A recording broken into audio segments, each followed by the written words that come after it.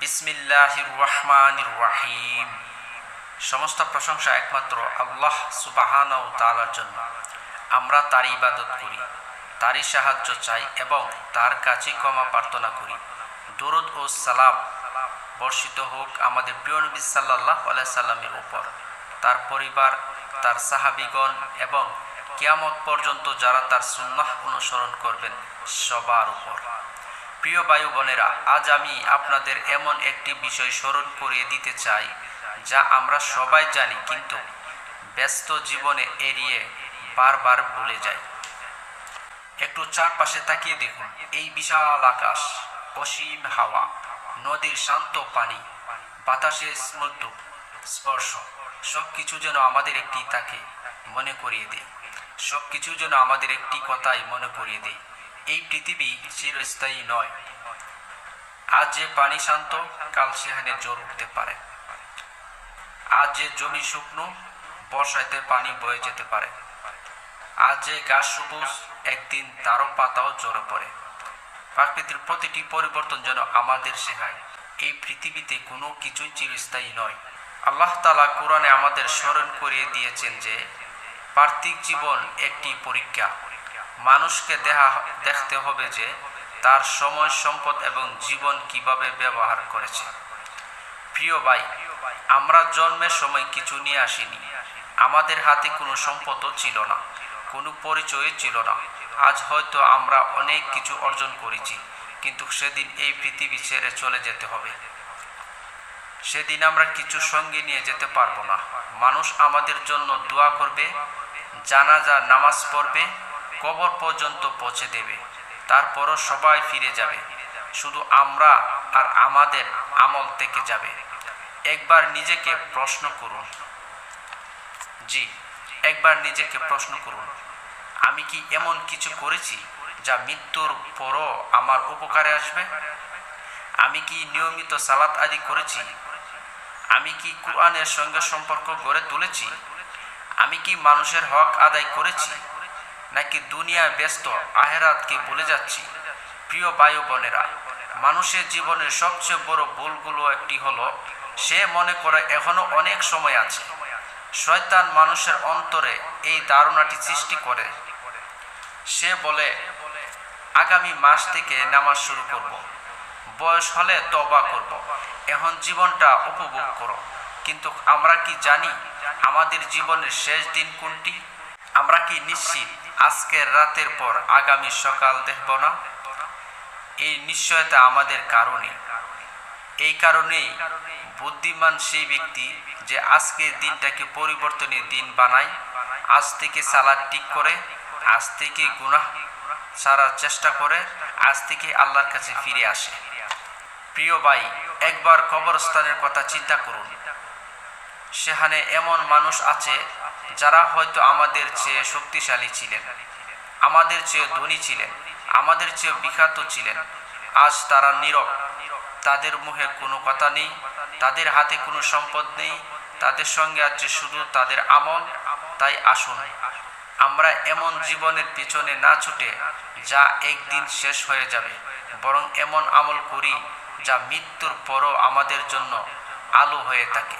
মনে রাখবেন, আল্লাহ আমাদের সম্পদ পরিমাণ দেখবেন না, তিনি দেখবেন আমাদের অন্তরের ইখলাস, আমাদের ঈমান, আমাদের তাকওয়া এবং আমাদের আমল।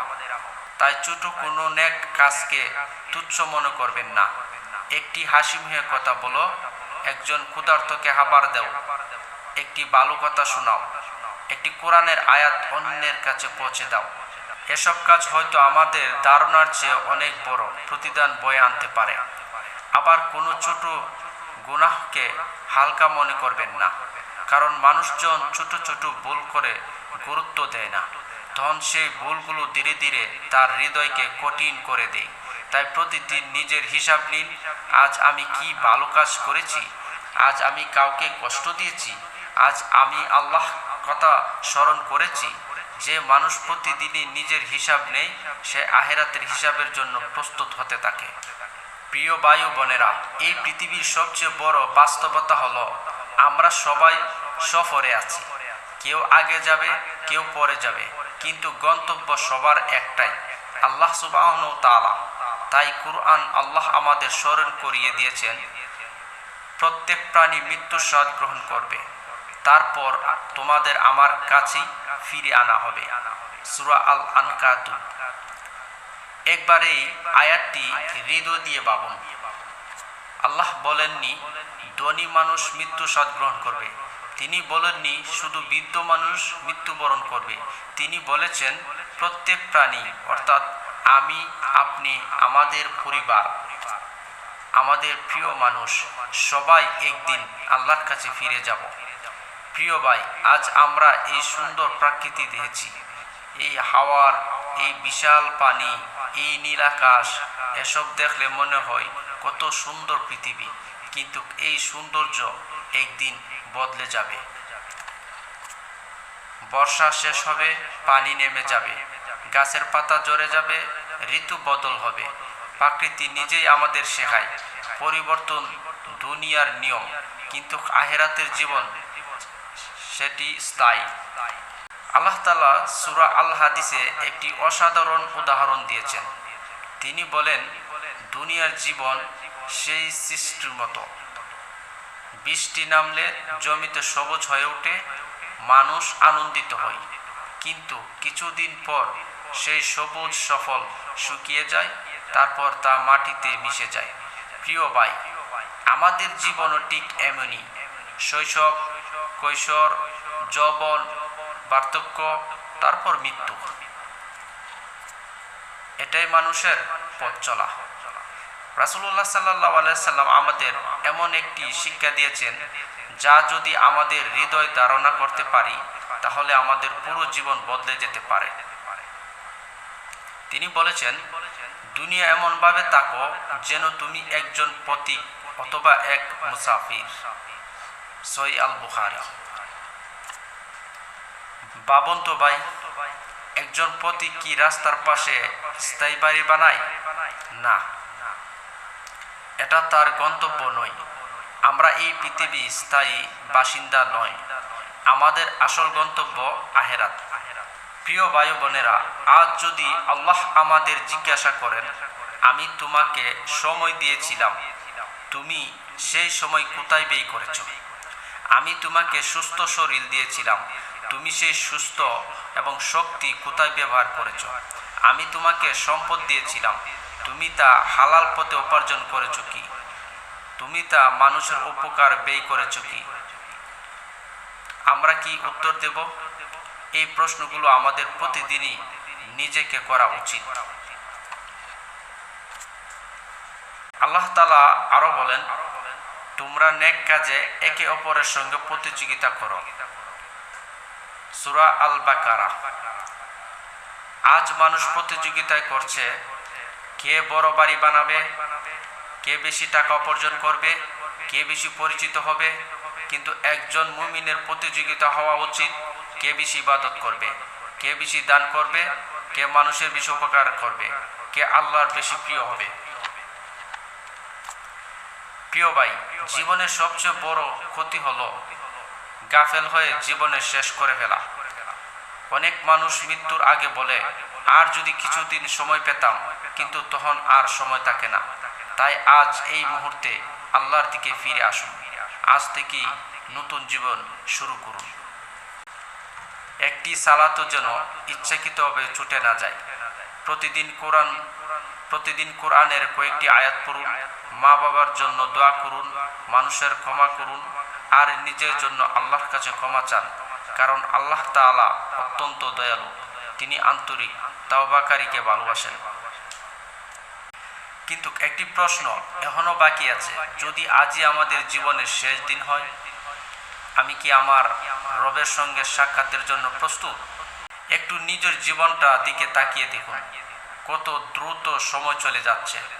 মনে হয় এই তো সেদিন আমরা ছোট ছিলাম, খেলাধুলা করতাম, স্কুলে যেতাম, তারপর ধীরে ধীরে বড় হলাম। আজ হয়তো আমরা সংসার করছি, দায়িত্ব পালন করছি, কিন্তু কখনো সে জীবনে এতটা পথ পেরিয়ে এসেছি তা যেন টেরই পাইনি। এভাবে একদিন আমাদের জীবনের শেষ দিনটা চলে আসবে। আল্লাহ তাআলা বলেন, তোমাদের প্রত্যাবর্তন অবশ্যই তোমাদের প্রতিপালকের কাছেই। সূরা আল আলাক। এই আয়াত আমাদের মনে করে দিয়ে আমাদের যাত্রার শেষ গন্তব্য কোনো শহর নয়, কোনো দেশ নয়, বরং আমাদের রবের সান্নিধ্য। প্রিয় ভাই বোনেরা, আমরা প্রায়ই ভবিষ্যতের জন্য পরিকল্পনা করি, এটা ভালো। ইসলাম আমাদের দায়িত্বশীল হতে শেখায়, কিন্তু একটি বিষয় যেন কখনো ভুলে না যায়, দুনিয়ার পরিকল্পনার পাশাপাশি আখিরাতের প্রস্তুতি নিতে হবে। যে কৃষক শুধু বীজ জমিয়ে রাখে কিন্তু সে জমিতে রোপণ করে না, সে কখনো ফসল পায় না। ঠিক তেমনি শুধু ভালো হওয়া ইচ্ছা যথেষ্ট নয়, আমলও করতে হবে। আল্লাহ তাআলা বলেন, যে ব্যক্তি অনুপরিমাণ ভালো কাজ করল সে তা দেখতে পাবে, আর যে ব্যক্তি অনুপরিমাণ মন্দ কাজ করল সেও তা দেখতে পাবে। সূরা আল জিলজাল। কি গভীর এই শিক্ষা! আল্লাহ কোনো ভালো কাজকে ছোট মনে করেন না। তাই একটি হাসি মুখ, একটি আন্তরিক দোয়া, একজন অসহায়ের সাহায্য, একটি সত্য কথা, এসবই আখিরাতের মূল্যায়ন হতে পারে। আবার একটি অন্যায় কথাও গুরুত্বপূর্ণ নয়। তাই কথা বলার আগে, কাজ করার আগে আমরা অবশ্যই একটু ভেবে দেখব, এতে কি আল্লাহ সন্তুষ্টি হবেন? প্রিয় ভাই বোনেরা, রাসূলুল্লাহ সাল্লাল্লাহু আলাইহি সাল্লাম বলেছেন, আল্লাহ তোমার চেহারা বা সম্পদের দিকে তাকাননি, তিনি তোমাদের অন্তর এবং আমলের দিকে তাকান। সহিহ মুসলিম। এই হাদিসে আমাদের অনেক বড় শিক্ষা দেয়। আজ মানুষ বাহ্যিক সৌন্দর্য নিয়ে ব্যস্ত। কে কি পোশাক পরলো, কে কত বড় বাড়ি বানালো, কে কত দামি গাড়ি কিনলো, এসব নিয়ে মানুষের আলোচনা করে। কিন্তু আল্লাহ দেখেন আমার অন্তরের ইখলাস কি, আমি মানুষের সঙ্গে কেমন আচরণ করি, আমি গোপনে কি আমল করি। প্রিয় ভাই, হয়তো আমাদের এমন কিছু গুনাহ আছে যা কেউ জানে না, কিন্তু আল্লাহ জানেন। আবার হয়তো এমন কিছু নেক আমল আছে যা কেউ জানে না, সেটাও আল্লাহ জানেন। এই কারণে একজন মুমিন মানুষের প্রশংসার জন্য নয়, আল্লাহর সন্তুষ্টির জন্য কাজ করে। কারণ মানুষের প্রশংসা দুনিয়াতে শেষ হয়ে যায়, কিন্তু আল্লাহ সন্তুষ্টির প্রতিদান আখিরাতে থাকে। আজ আমরা যদি আন্তরিকভাবে আল্লাহ থেকে ফিরে আসি, তিনি আমাদের জন্য রহমতের দরজা খুলে দেবে। কুরআনে আল্লাহ বলেন, হে আমার বান্দারা, যারা নিজের উপর জুলুম করেছ, তোমরা আল্লাহর রহমত থেকে নিরাশ হও না, নিশ্চয়ই আল্লাহ সব গুনাহ ক্ষমা করেন। সূরা আজ-জুমাহ। কত বড় সুসংবাদ আমাদের জন্য, কত বড় সুসংবাদ! যে ব্যক্তি সত্যিকারের তওবা করে, আল্লাহ তাকে ক্ষমা করে ভালোবাসেন। তাই শয়তান যদি বলে তোমার আর ক্ষমা নেই, তবে মনে রাখবেন এটি শয়তানের ধোঁকা। যতক্ষণ জীবিত আছো ততক্ষণ তওবার সুযোগ আছে। প্রিয় ভাই বোনেরা, আসুন আজ আমরা একটি সিদ্ধান্ত নিই। আমরা দুনিয়াকে ভালোবাসবো না এমন নয়, আমরা কাজ করব, পরিবারের দায়িত্ব পালন করব, হালাল উপার্জন করব, কিন্তু আমাদের হৃদয় সব সময় চেয়ে বড় ভালোবাসা হবে আল্লাহর সন্তুষ্টি। কারণ দুনিয়া একদিন শেষ হবে, কিন্তু আল্লাহর সন্তুষ্টির ফল কখনো শেষ হবে না। জীবনের সবচেয়ে সুন্দর সফলতা হলো এমনভাবে জীবন শেষ করা যাতে আল্লাহ আমাদের প্রতি সন্তুষ্ট থাকেন। কিন্তু সেই সফলতার জন্য আজ থেকে কি করণীয়, চলুন শেষ অংশে সেই বাস্তব করণীয়গুলো নিয়ে কথা বলি। প্রিয় ভাই বোনেরা, এতক্ষণ আমরা দুনিয়ার ক্ষণস্থায়ী জীবন, মৃত্যুর বাস্তবতা, আল্লাহর কাছে ফিরে যাওয়া এবং আখিরাতের প্রস্তুতি নিয়ে আলোচনা করলাম। এখন প্রশ্ন হলো, আজ থেকে আমরা কি পরিবর্তন আনতে পারি? পরিবর্তন সবসময় বড় কিছু দিয়ে শুরু হয় না, বরং ছোট ছোট ভালো কাজ থেকেই বড় পরিবর্তন আসে। হয়তো আজ থেকে আমরা সিদ্ধান্ত নেব 5 ওয়াক্ত সালাত সময় মতো আদায় করার চেষ্টা করব।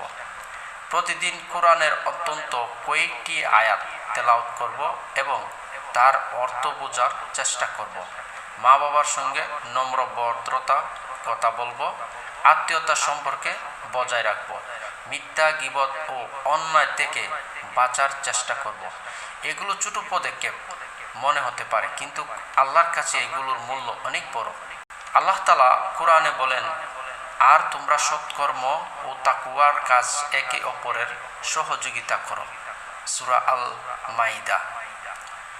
আমরা যদি পরিবারে, বন্ধুত্বের মধ্যে এবং সমাজে ভালো কাজের পরিবেশে তৈরি করি, তাহলে ইনশাআল্লাহ সেই ভালো কাজের প্রভাব অনেক দূর পর্যন্ত পৌঁছাবে।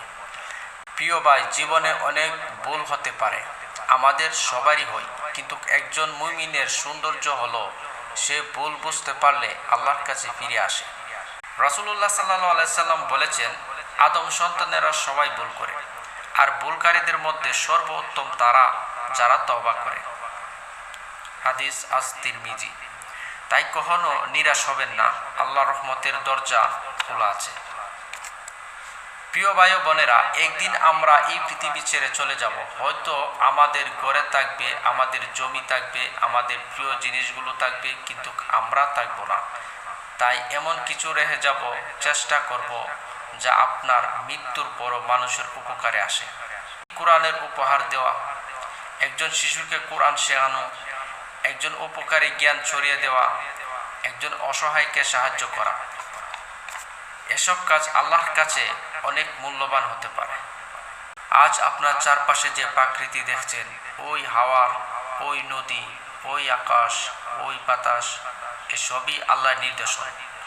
প্রকৃতি নীরবে আমাদের শিক্ষা দেয়, পরিবর্তন অবশ্যম্বী, ঋতু বদলায়, পানি বাড়ে আবার কমে, দিনের পর রাত আসে, রাতের পর আবার ভোর হয়।